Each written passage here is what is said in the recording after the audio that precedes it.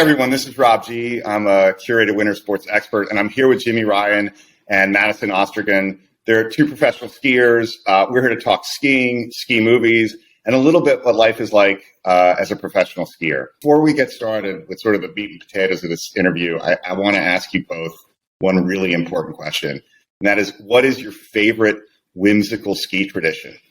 I would say every year, since I moved to Jackson Hole, I didn't base my holidays around family as much because, skiing kind of took over. So non-traditional family holidays have been family holidays, like July 4th. I spend that with my family, or at least I try. But then stuff like Christmas is very much friend and community and skiing oriented for me. So I always do Orphan Christmas with all my friends, and that day is ours. And we're just at the hill skiing so fast on Christmas Day. And I that's our tradition every year. I make sure that I'm skiing with my friends on Christmas. And it's turned into that for me. It's a community day rather than a family day. And that's pretty cool because skiing has kind of made that a tradition for me. I definitely agree with Jim. I make sure to ski with friends on Christmas as well.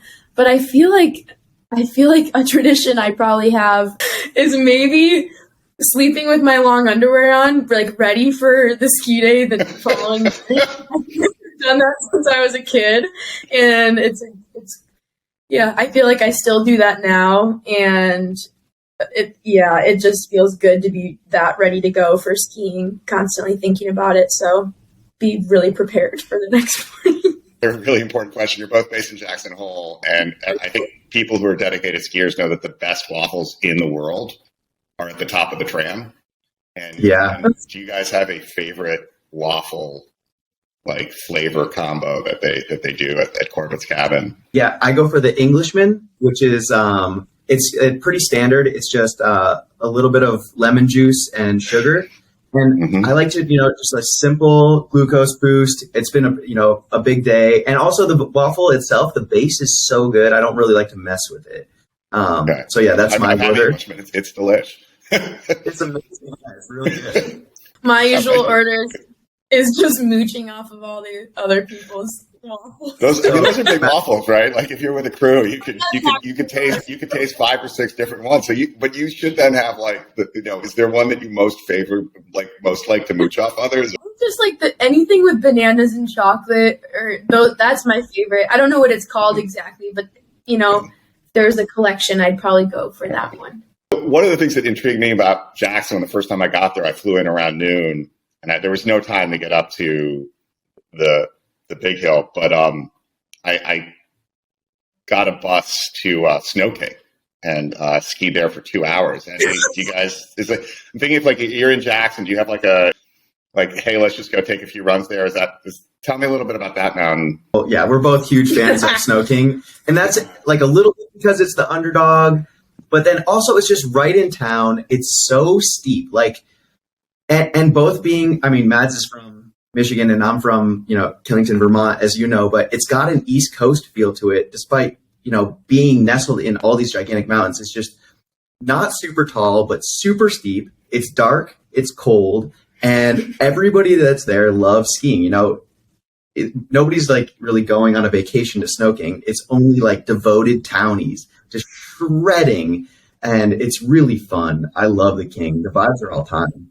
Jim and I love Snow King. I think it's special for sure. I grew up racing there. That was my introduction to Jackson when I was a kid, was racing at Snow King, and it's very cold and it's very steep and it's no joke. The mountain is no joke. I love it. Yeah, it's also got some hidden couloirs.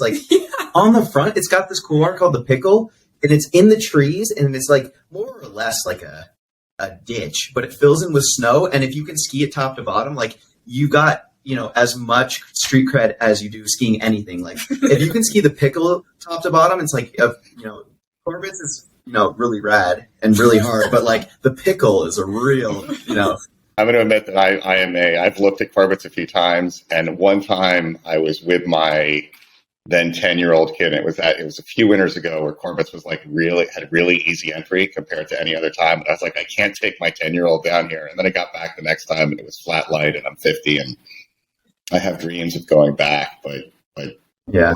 Both of you didn't start your ski careers out west, and you didn't transition into big mountain skiing from sort of park skiing. I feel like that's the popular image that people go to the X Games and then they like do big mountain moves. But you both have a different background. You want to tell us a little bit about how your ski careers got started and what you were doing? I came from a ski racing background, and I grew up in Vermont. So I was a ski racer until I was 22 years old, and I didn't own a pair of skis that weren't race skis.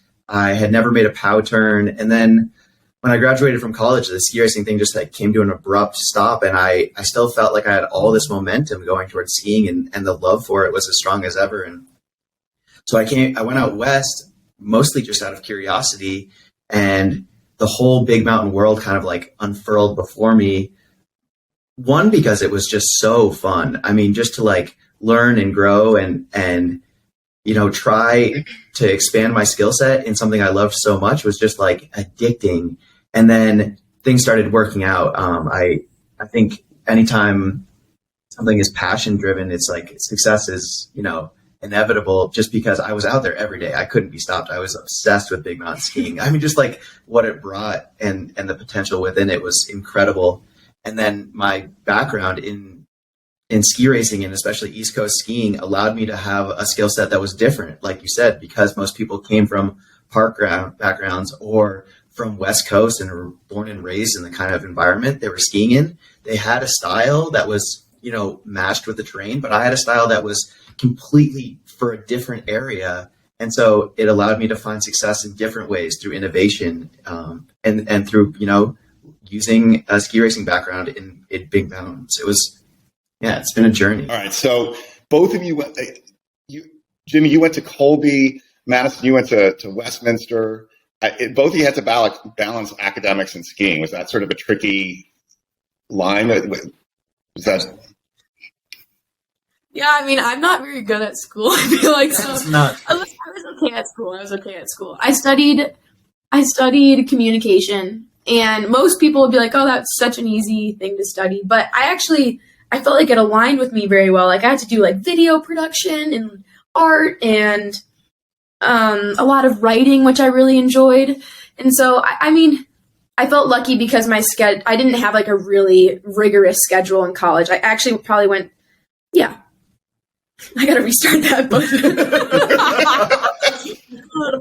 honestly, the real struggle about me in college, to be totally honest, wasn't about the academics as much as it was that the entire 4 years I was in college, it was like the best 4 years Salt Lake had for snow. And so I got trapped up at Alta quite a bit, like trapped. I wasn't actually trapped, but there's this thing called Yeah. Part of it was there's this thing called interlodge, which is very unique to Little Cottonwood Canyon, and it's when the like avalanche hits the road, and we all have to like station in the any hut or hotel that you're in. You have to be in there, and you have to be locked in because they're setting off. They're doing a bunch of avalanche control. And so there's often times that I would just be up there, like up at Alta, and it's like, oh, avalanche hit the road, can't go to class. Like, well, looks like I'm not going. And so, but I went to a small school, and so the teachers totally knew. It wasn't like I went to the University of Utah where there's, a million people in your class. I don't know, there was probably 10 people in my class. They knew exactly where I was, and they're like, she just wants to ski POW. But it was a good balance. I think it was a very different college experience than I think Jimmi will kind of explain where he went to school in the East. I went to school and still ski race Division I as well, and I was the only American on the team, and so I got to spend so much time with Europeans and really I lived with all Europeans, and they really taught me. They taught me so much when I was there. I really felt like I grew as a skier when I was there. And then by the end of my ski racing career, I had kind of already started kind of going the more photo video route and more media focused. So that's kind of my transition. It was through college and spending so much time, like Jim said, skiing every single day and really getting after it. And wanting to be there with like this amazing community up the canyon. So how about you, Colby? I mean, Colby College has a reputation as being a ski racing, competitive high-end ski racing school, right? How was that? Yeah, definitely. I mean, it's Division I, and I mean, in that time in my life, I was convinced of like the importance of school and also the importance of ski racing. I mean, maybe not so much the importance of ski racing, but it was my passion at that time. It was my avenue to skiing, and I cared about both of them very much. Yeah. So I was completely during Colby devoted to ski racing and trying to be better at it. And I also thrived in that time because the goals both within school and ski racing are very clearly defined. Like, when you're doing well, when you're doing poorly, and the avenues to success are pretty well defined as well. So I worked really hard at both. I think at the time, a lot of my classmates would probably be surprised to hear me say that, because I was kind of shy about my academic stresses, but I worked really hard at Colby. Yeah. And I think the fact that I didn't know that the path and the career path that I'm on now existed was a blessing, because there's no way I would have completed school at all. There's no chance if I had known that what I'm doing now is possible. Like, that was the only way. I was from the East, and I was in a NESCAC school, and I tried really hard. And that's that time of my life. And it's almost kind of separate from what I do now, because one was very academic and rigorous, and my life now, I've brought the same kind of rigor to it, but it is less in the classroom. Yeah. Less time reading books. So I guess, you that sort of racing background that sort of seems unusual. Was there something that you had to unlearn in order to sort of filming big mountain skiing? I guess, Madison, for you, there was sort of doing both at the same time. Any surprising lesson that you took from ski racing that you're like, oh, this is really applicable to what I'm doing right now, and sort of standing at the top of this peak with someone saying 4, 3, 2, 1, go? Yeah, I really think that there's some things that kind of totally align and are very, very similar. And I think some things are totally different. For example, like shooting photos or just doing video and making like an artistic, creating art with a photographer or a videographer is very different than like ski racing, because you're now working with another person. And so like you're really just creating art and maybe that's only a few turns or maybe 10 turns or 1 turn, versus it being like you're going down a hill for very, very fast for a time. And so I feel like I had to change my skiing style to really like understand how to like shoot ski photos. Like that is so much different than like just laying it over like an arc in racing.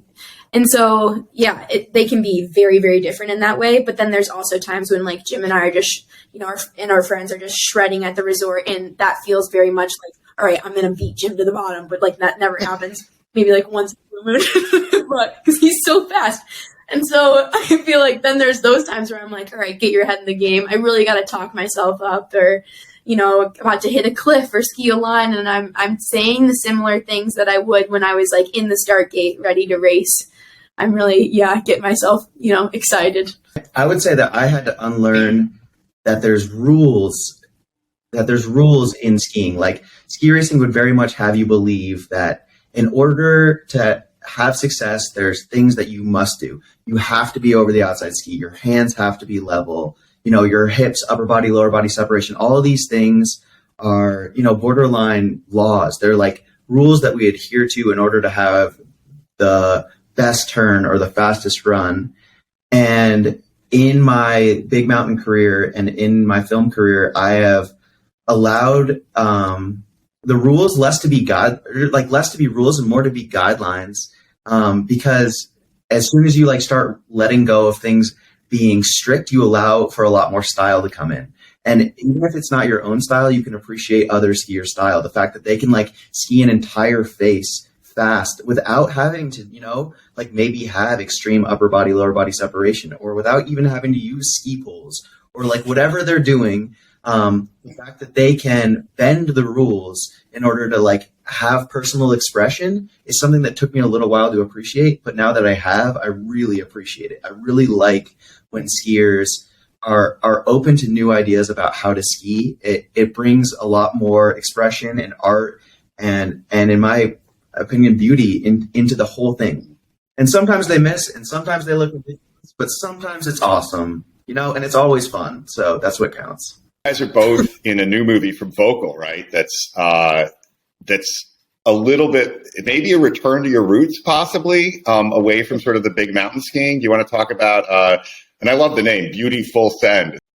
Yeah. I mean, you were talking about like accessibility and kind of our roots, and it's exactly that. Like, you know, a lot of times when you watch a ski movie, you see somebody like ski an Alaska face and you're like, okay, that's incredible, but I have no idea what that feels like.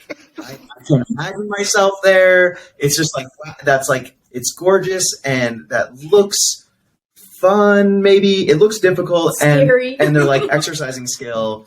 But what we were trying to do with Beautiful Send is kind of show the upper limits of inbound skiing. You know, here in Europe, they call it piste skiing. You know, some people call it groomer skiing. We were just trying to show how much you can like flex style and how much fun you can have and the kind of aesthetics behind the kind of skiing that everybody has access to. Like, I would say 99% of skiers learn how to ski using chairlifts and they ski on trails. And so we're like, okay, what's the very best thing we can show in that environment? And so Volkl kind of assembled, you know, 4 of the best inbound skiers that in the game right now and had them try and create this thing together. And so it like also shows within all those other things, teamwork. And then on top of all that, it was one of the most dialed film crews ever. The Legs of Steel crew is incredible. They've got like multiple drones in the air and they've got vision and like everything is detailed. And it's because they really have opinions about how to make something gorgeous. And the end result is this film that's just like short and so potent. You could watch it like a dozen times. It's not like something where you like watch it once and you're like, oh, that was good. I liked that. It was like, well, that could be broken down. It's really cool. What skis were you on in Beautiful Send? What skis were you skiing, or will you be skiing? I was skiing the Kenja 88s, which are like my go-to for any like day in the resort because they kind of are the best for, I would say, for conditions where you know you're gonna want to ski like groomers, but also like go and transition into bumps and then crud and like wind buff. I mean, they really kind of do it all in terms of when you're skiing in the resort. And so I was so stoked to have those skis, and they're just sharp and they crushed. I mean, I had a blast, on those. And I ski those a lot of my season, probably, I want to say 50%. If 50% or more, 75%, maybe I'm skiing those skis if I'm skiing in the resort, 75% is on those skis. I skied on the Mantra, the M6 Mantra for Beautiful Send, which is kind of within that piste line. It's the widest ski. It's 96 underfoot. Filmed the whole project on the M6 Mantra, which is of the piste setup. It's the widest, so it's a 96 underfoot. So of the 4 athletes, I had the widest ski, but I also think it's probably the most versatile because, I mean, for almost the whole film, I was skiing like really icy groomers, and yet at the same time, that ski has the ability to go and ski like legitimately deep powder. I would say for, a technically sound, confident skier, a 96 underfoot is really wide enough to ski even the deepest days. So I mean, people say that the one ski quiver is impossible to find, but I think that the Mantra, the M6, is like, it's there. I mean, I've skied overhead days and I filmed a whole entire icy groomer project on it. It really does like everything. And then the sweet spot for it, of course, is like the days in between, like kind of chopped up powder or crud, or I would say most days what you find at the resort, the M6 Mantra is what you would use. It's like, it's it's the ski for somebody who, you know, has a strong grasp on the reality of conditions. It's a daily driver. Yeah. Awesome. I do think there's this sort of feeling that like a lot of people have. It's like, well, if the ski's not over 100 millimeters, then like it's not really for hard skiing. But you guys disprove that completely. I'm in Jackson, and it's like it snows a ton in Jackson. You know, for America, that's like one of the like deepest resorts, and yet we still rarely go over 100 underfoot. That's just not the reality. You gotta, if you're really lucky, you get like 10 POW days a year if you're out there all the time. And the other however many days you ski, it's going for, then you're skiing suboptimal conditions. If you like love crud and bumps and all the other stuff, then you're skiing optimal conditions all the time. But a 96 is as wide as you would ever need to go for those conditions. Yeah. You know, and you can ski POW on a narrower ski, but it feels terrible to ski hardpack on a wide ski. How did you figure out that you wanted to do filming, or what was your introduction to filming? What was that like? And was there a transition there where you were working odd jobs in between, you know, knowing that was what you wanted to do, but you weren't quite there yet? Madison, do you want to start? Yeah, I can start. I was in like 18 credits in school, trying to finish a semester early, racing Division I, and just trying to ski as much POW as I could. And I had really just kind of shifted my energy into free skiing and just tried to spend a lot of time free skiing at the resort and getting to know these people up at Alta that were like shooting photos. And I was like, I really want to do that. And I want to be in these magazines that everyone talks about and these movies that everyone talks about. Like I had wanted that for a long time. And the legit transition, like the turning point, was my last semester of college. I got midway through this like racing season, I got invited to come to Switzerland, which is where we are right now, to this exact place in Engelberg. I got invited to come and I said yes. And I just got on a flight and came out here, and then just kind of everything just started going from there. Like I started working with more photographers and started working with, a handful of photographers in the Salt Lake City area, and in Little Cottonwood, and really just tried to, kind of just understand like how the whole industry worked and how I could kind of transition into that. But it was, I really kind of didn't have much of a time really of changing from one to the other. I didn't question it. I was like, this is exactly what I want to do. I'm not going to get paid as a ski racer. You know, I want to go this direction. And it seemed way more fun, even though ski racing's fun. But I thought, just the crew in a different kind of environment, and it wasn't as competitive, and it was more personal expression, and you know, I'd always looked up to all these, you know, professional skiers that were in the big movies, and I always wanted that when I was a kid. And so I just started going that, and truly, Rob, like so many people brought me up, and I feel so lucky. Like the entire Little Cottonwood Canyon in Salt Lake City, we're going to help you. I was like, this is what I want. And they're like, okay, we're going to help you. And so I really started shooting photos. And I remember my first time being in a magazine. I thought it was like the best thing in the world. And it still feels like such an honor to be able to be in a magazine. And then to have these things happen is really cool. And then moved to Jackson 2 years ago, full time, and focused more on like filming and doing video. And so that was my transition there. It was like when I moved to Jackson, it felt like I was kind of shifting and changing as a skier in some ways, and I was changing as a person in some ways. I was